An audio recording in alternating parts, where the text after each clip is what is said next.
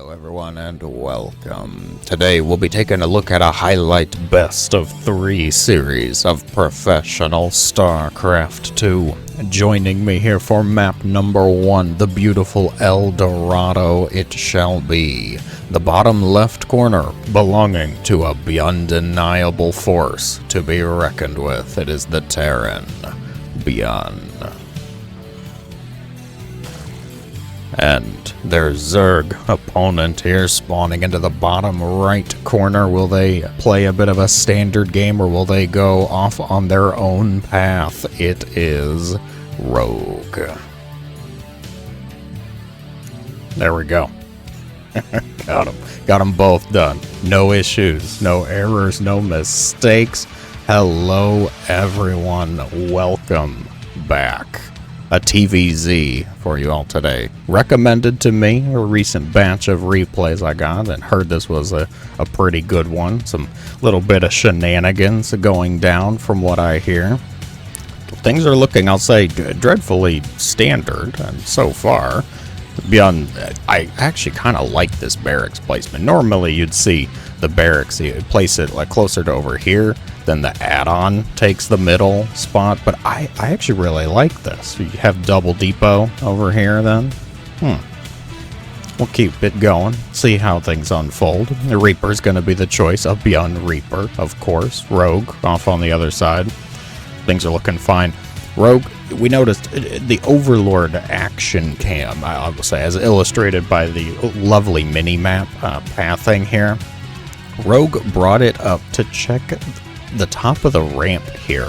Is this a common proxy spot to send an SCV or two out here to make a barracks on top of this ramp? Rogue perhaps hurt before. The past has not been kind to him, though.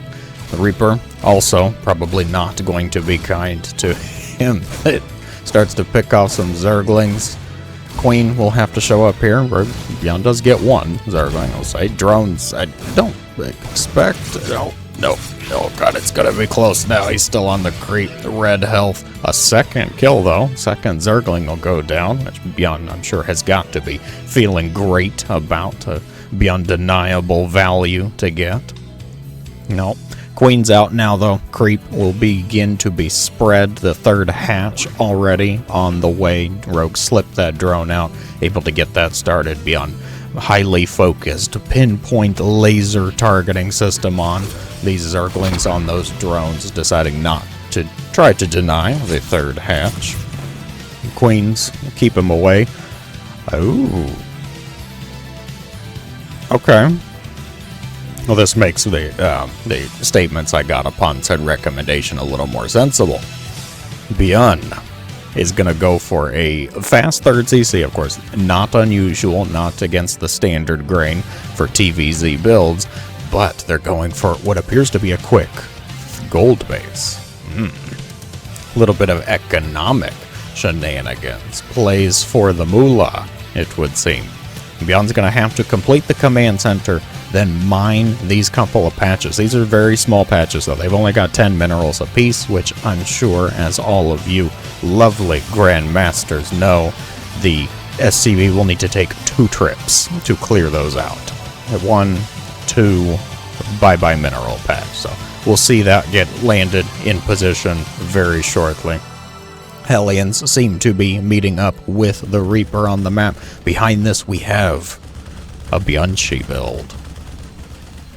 Get out your bingo cards, your bingo. I don't think that one works. I think we're gonna have to keep with bingo cards. So the Banshee will be the choice. Did we have cloak? No cloak. And ByuN actually canceled interference matrix. ByuN was beginning to research interference matrix. I'm guessing that was just to tip Rogue off. Because, yeah, Rogue saw the tech lab researching. Didn't go far enough to see this was a starport, but I guess, you know, there's the chance Rogue just knows it's a starport. Your typical 1v1 1-1-1 opener in a 1v1 setting is one way to go about it, I'm sure. How many number ones can I say in 2 sentences? Hellions joining up with the Reaper. Reaper, it seems to be the target, the fury, anger of the queens, clearly the commander of the operation here. Trying to do his best to keep things going. Where'd the Banshee go? 2 Banshees. Oh, they're just chilling at home, actually. Not really going out, not doing anything much past their bedtime, their curfew. It appears one of them's going to join up and then say, "No way, Jose, you cats aren't cool enough for me. I'm going elsewhere." Okay. Ditching your friends out late at night, fine. The Banshee, wanting to hang out with its own kind instead, is going to stare menacingly at Xel'Naga Watchtower. I like the shark teeth on the side of the Banshee. Have you guys ever noticed the shark teeth on the side of the front of the Banshee? I think that's quite a nice addition. Along with a few Zerglings in a mineral line here. ByuN's economic plays, gold flavored greed here, going to be met with just a little bit of aggression, a little bit of retaliation. Rogue splitting some Zerglings off to create quite the barbecue. I don't think a whole lot of losses involved there. Unlike the Banshee squad over here, where there seems to be heavy losses involved. Spore Crawler. Rogue double Spore Crawler in the main base. Like Rogue not wanting to just be prepared, wanting to be preppered. Okay, what we could call it. The stock level of Spore Crawlers. Have you done this to every base? No, not every base. Okay, thank God. I was gonna say, that's a very unusual move there. Rogue thinking about doing a bit of a Baneling run by, it would seem, deciding to cancel that, scouted, of course, found by the pesky Terrans. These Hellions are in dire need of repairs, ByuN, who also has been using this gold-based opener to get out quite a few Marines. Stim done, shields done, 1-1 all done. I think ByuN's probably feeling ready, a bit prepared to move out onto the map here. Changelings are going to spot this squad. Rogue has a bunch of Lings and Banes. The Hydra Den's not yet done, though, and that's going to be a bit of a concern for the defense here. Queen's the first to respond, the last to leave, undoubtedly. A little bit of a back and forth, and not quite sure committing off of creep there. Rogue's going to end up losing a few Lings and Banes. Try to morph in some more before actually committing. I'm curious about that one, Rogue. The decision to commit without these extra Banes, is it just keeping them for wave 2, or is it perhaps a bit of a bad move? Transfuses keeping those Queens alive. There's a lot of Marines left over, though. It's going to come down, I think, to maybe 1 or 2 more Baneling waves. How many Banes do we have? 14, just a few more morphing in. They do have Bane speed, of course, and right now ByuN is on a bit of creep. Siege tank setting up at the bottom. Hellions here to help out as well, transforming Hellbat mode. Engage. Banes trying to roll in, connecting from multiple sides. Connection's not terrible, but it's not going to be nearly enough. The Marines survive the Baneling onslaught. The tanks still alive too at the bottom of the ramp. ByuN is going to use that economic opener to just make a very strong mid-game push. Take map number 1. Map number 2 in the series shall be Talisman. Not a ladder map for you with the keen eye. No, not a ladder map, but one that has been used in some tournaments recently, getting a little bit of love here. Some really neat, we'll go over just a couple of neat key factors I've noticed with the map, but most of the game we'll be focusing, of course, on the match. Here's one of them, though. Look at that. That's kind of neat, right? So this is supposedly a worker-only, like a mine shaft or like a secret elevator hatch that a worker can slip through here to take this forward base a bit quicker. This forward base, another noteworthy point, is a hybrid blue and gold base. You can mine this out, of course. You take out these mineral fields in here and it opens up a ramp into the main base for non-worker units to travel. There's a bunch of debris here. It takes some damage to open up this way. There's another base just forward of this that has a gap just there because of, you know, apparently minerals, they only grow in certain spots. We didn't actually water and fertilize the entire metal platform, it looks like. Yeah, the statement works. I'm keeping it, or we'll go with that. The only other big thing, probably, there's a rich gas base here too on the very low ground, much more exposed, much more risky to take, but somebody, of course, could do that. A bit easier, I think, if you open up the debris here. You take this base, open up the debris, you can get down here a fair bit quicker than having to go all the way around these hybrid blue-gold bases. So we will see what kind of strategies that somebody decides to do with such an unusual, different style map.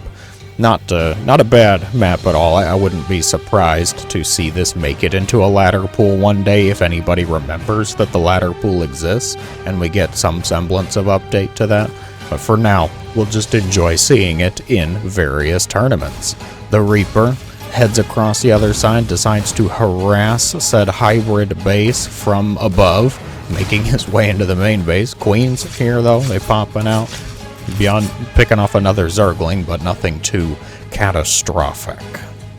Nothing too deadly just yet.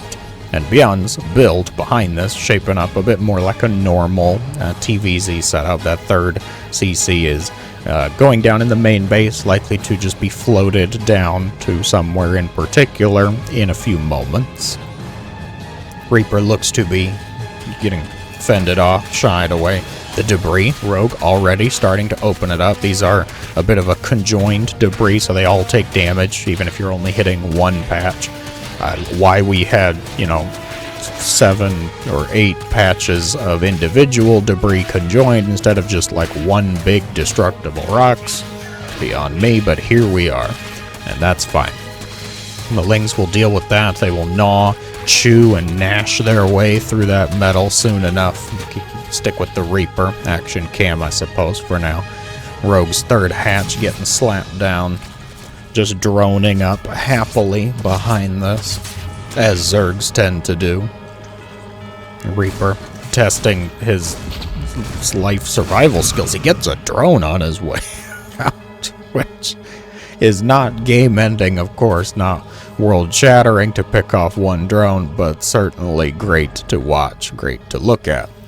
ByuN probably feeling good. I would say, yes, map number 1 did work out quite well for you, ByuN. However, I don't believe we can attribute that mainly to the Banshees play, but it's fine, you know, it's okay. ByuN's gonna do as ByuN's gonna do. The Banshees will make their appearance. Cloak appears to actually be desired, not just a fake, because Rogue hasn't really done any major scouting of said locations. Oh, we'll just see, I guess, how they do. Maybe they'll have a bit more success this round. Maybe Rogue won't have a double Spore Crawler set up in the main base. No, so far we just have a double Evo chamber setup. The Banshee trying desperately to avoid the Overlords. You can see the quick movement back and forth, trying to avoid being spotted just yet. Will be seen, though. Will be discovered by Queens, it would seem, and Cloak is still 10 seconds out. He gets one kill. Queens showing up. Oh my god. Cloak finishes at the last possible second before the Banshee dies. Really? So now we're going to be stuck here with a 5 health Banshee. Okay, great. Sounds like a plan. One Zergling having a bit of a time dealing with the orbital command there. What was I telling you? Gap, just somewhere in the base there, deciding. Okay, that's fine. We'll just leave it open for run-bys. Harassment involved. Hellions trying to make their way around here, but the Lings, they will be long gone before those Hellions get there. ByuN's third command center, of course, still fine. No major issues. Working with this hybrid blue-gold base now. The choices looking fairly similar to previous game setups here. Rogue is Getting a lot of Zerglings, Baneling tech, Bane speed on the way. I suspect to see a Hydra Den added on in the next couple of minutes. And we'll see if Rogue actually will get to kind of make his plan come to fruition. We didn't get to really see what Rogue wanted, what Rogue was trying to do there in map number 1. ByuN just kind of shut it all down, said, I got a gold base. A lot of Marines thrown at your face, which is never that much fun to deal with, of course. Once they get stim, shields, and a few attack upgrades, they start to get really confident, start throwing some harsh language around. Hellions, they'll work just to clear a bit of the creep. So I like the siege tank production behind this. ByuN's going for, like I mentioned, a very similar setup here. Stim completed. Checking on our Banshees. Should we check on the Banshees? Are they still even alive? There's only one. The red health Banshee was lost, thrown away perhaps at some point there. No longer a threat. +1 attack about to finish up. Shield still a little bit out. I would say probably at least 30 seconds out here. Hatch is going to be quickly canceled though. And Rogue appears to be setting up a bit of a defense, flanking multiple sides. The time for the commitment is nigh. A beautiful surround here, but the Hellions blocking the siege tank. A beautiful effort, of course, but not nearly enough to save that force. Most of it will be lost, will be trashed. Rogue's army supply actually is getting a bit out of hand here. Rogue is droning us still a little bit behind this. Did he ever get the Hydra Den? No. No Hydra Den on the way. Infestation Pit deciding to prioritize. Is it because Rogue wants to go to Hive Tech, get something a bit more Hive-oriented instead of a Hydra? There's no Hydralisk Den, is there? No. Unfortunately not. Maybe in the next patch. ByuN making a rather intriguing and futile attempt. Not going to work out too terribly well. Rogue's going to clear the second force with a bit of ease and deflect the medevacs from the main base. Things are looking a lot better, I'll say, for the Zerg side in map number 2 so far. Deflecting all of the Terran's attacks, still laying the creep tumors down. Siege tanks trying to set up. This isn't nearly enough to actually stop this, though. I'm pretty sure just the Lings by themselves can deal with this reasonably well.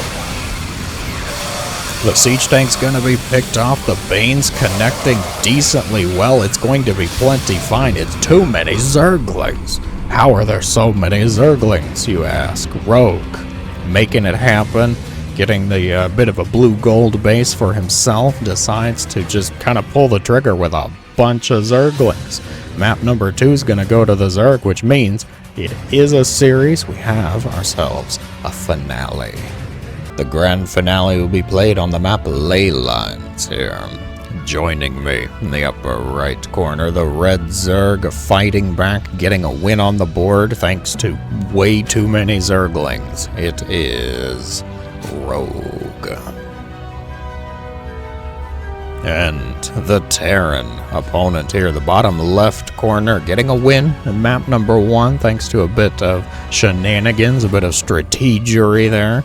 It is ByuN. Will they be able to save themselves, continue the trend? Will the Zerg strike back once again? Ley Lines, of course, a bunch more, I'd say, familiar. Many of you undoubtedly are. It's a ladder map. And there's not as much, I would say, unusual or odd with this one. There is the rich gas, of course, and exposed to the cliff here that we could see come into play. Rich one also on the low ground, but overall, not...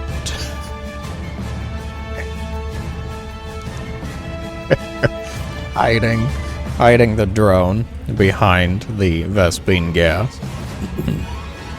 Now, ByuN is definitely changing things up a bit here. ByuN has gone for a very fast second barracks. Also, no introductory unit from the first barracks. No Reaper, no Marine off to start. Nope. Went for reactor play. So bit of a different setup, maybe. We're going for what appears to be just a 2-1-1. Very fast stim, a lot of Marines coming out. I would wager ByuN's going to want to crank out 2 medevacs before committing to any sort of attack. Well, we will see. How will Rogue deflect it? Will Rogue be able to deal with such shenanigans, such antics? Personally speaking, I don't quite like the 2-1-1. I think it's a bit too risky of a build, a bit of a gamble, because you're banking on getting some damage with this. So ByuN, you clearly see ByuN has sacrificed the 3rd CC so far. Now, of course, you still will get the 3rd CC, but you're delaying it a fair bit. During this time, you're hoping that the Zerg is just droning up like a madman, and you're banking on getting a little bit of damage done with this attack. Now, Rogue is going to get a Zergling into the base and spot quite a few Marines. Now, Rogue, I'm sure, of course, in having a bit of knowledge, a bit of tactical sense with Terran builds, is going to see that many Marines and go,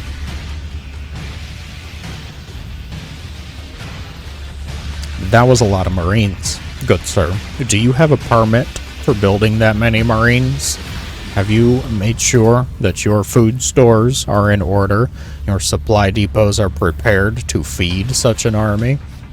This early on in the match, in this economy, this day and age, are you kidding me? Zergling will spot the group, sort of. Of course, the Zergling was facing the other way, but still somehow managed to send out an alert to its Hive Lord Master there.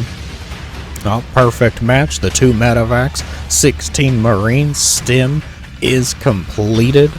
No immediate combat shields follow up. And ByuN decides to even delay the push slightly just to try to pick off 1 Zergling.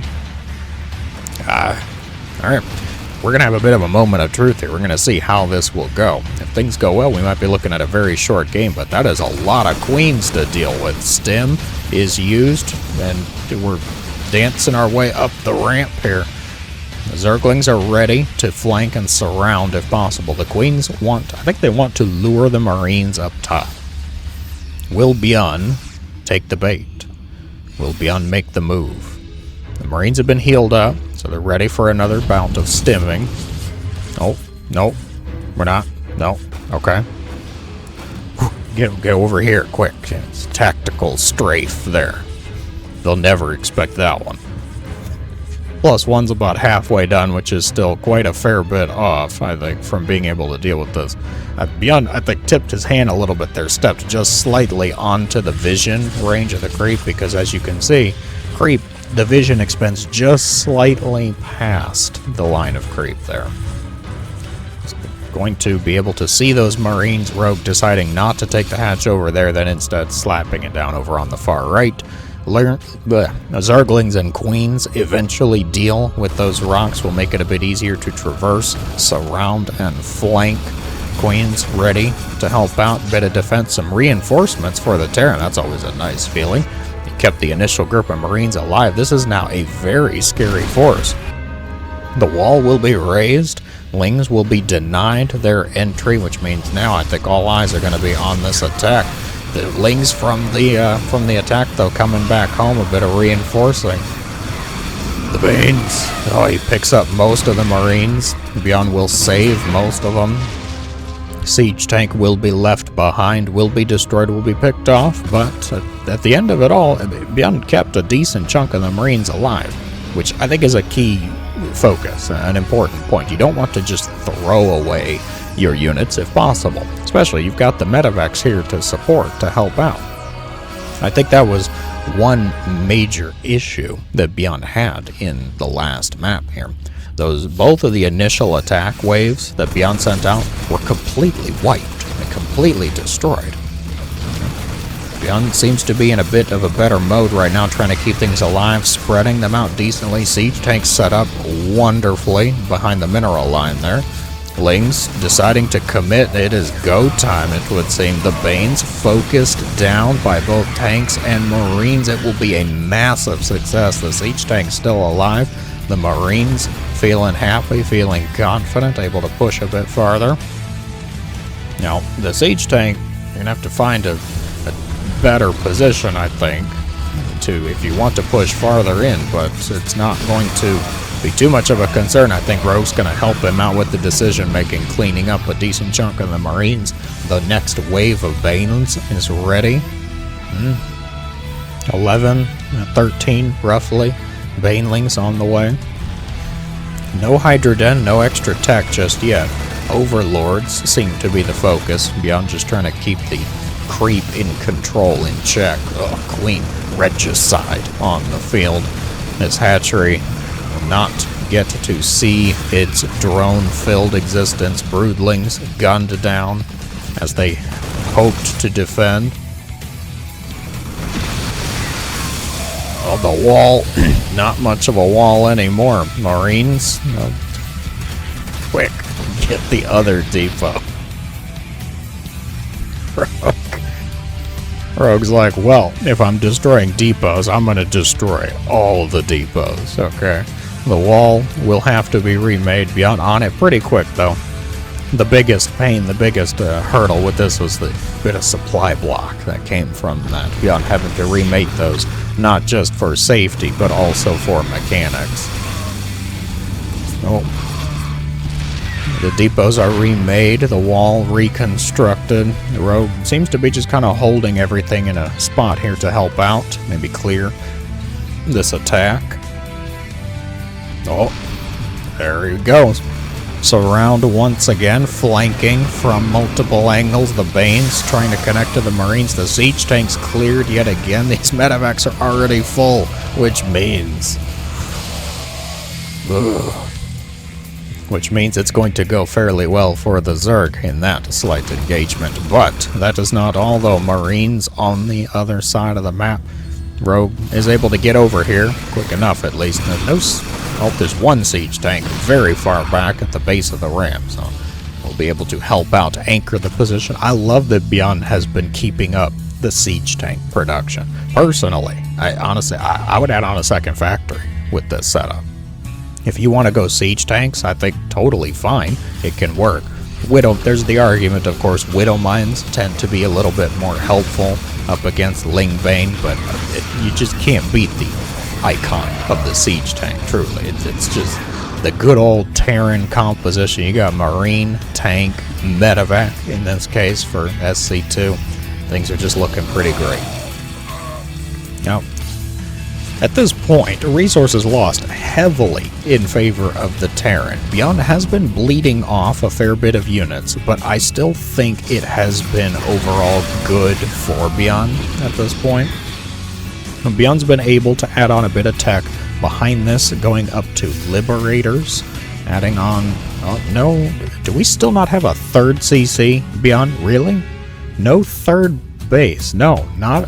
Okay. Okay, now I'm going to have to think about this a little bit more, because I thought I saw a third CC going on behind this. ByuN is committing so far to a heavy two-base setup here.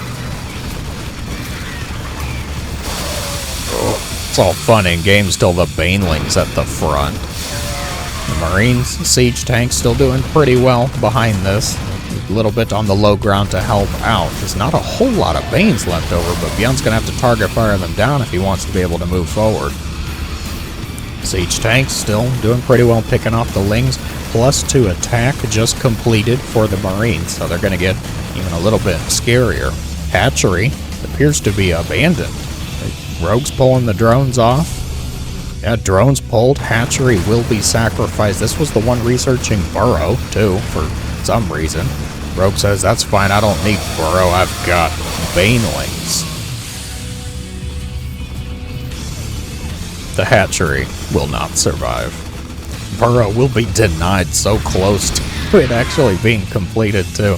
He almost got Burrow researched. Liberator setting up shop over the natural, gets a few drone kills for their trouble, but nothing too deadly. Rogue had transferred these drones over here and cannot seem to catch a break. ByuN is all over the place, all over the board. And it's going to keep working out for success, I will say. third CC finally, begrudgingly, just kidding, it's the main base CC. I'll say the commitment. I love it. ByuN refusing to make a third command center this game. He's gonna float the main out to the third position, which is a decision, of course. ByuN says, oh no, I didn't make a third. This is still a 2-base push. And I'm like, it's 13 minutes into the game, ByuN. Yeah, but it's still just 2 bases, right? Oh god, the SCV damage, though. This is going to be a little hurtful.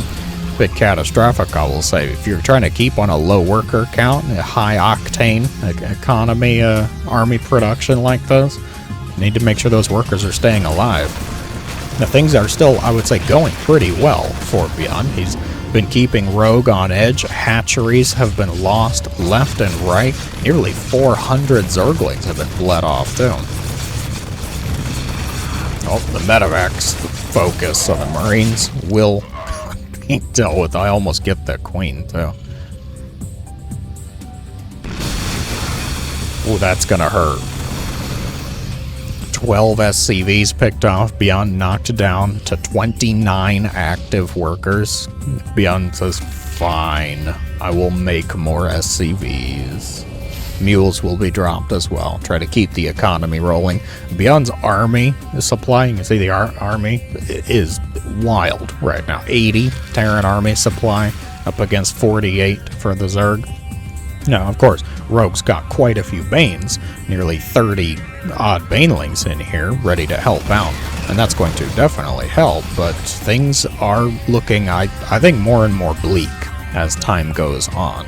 ByuN's been able to keep up the army production, keep up the aggression. Hatcheries have been destroyed, drones have been lost as well. Rogue hasn't been able to really go above 50 drones, just hasn't been able to secure enough of it. Decent connections on the Banes, however, most of the Marines will be picked up. ByuN moves in over here, too, into the top of the mineral line. Gets a few drone kills, gets a few Zergling kills. Queen's gonna have to respond, help out.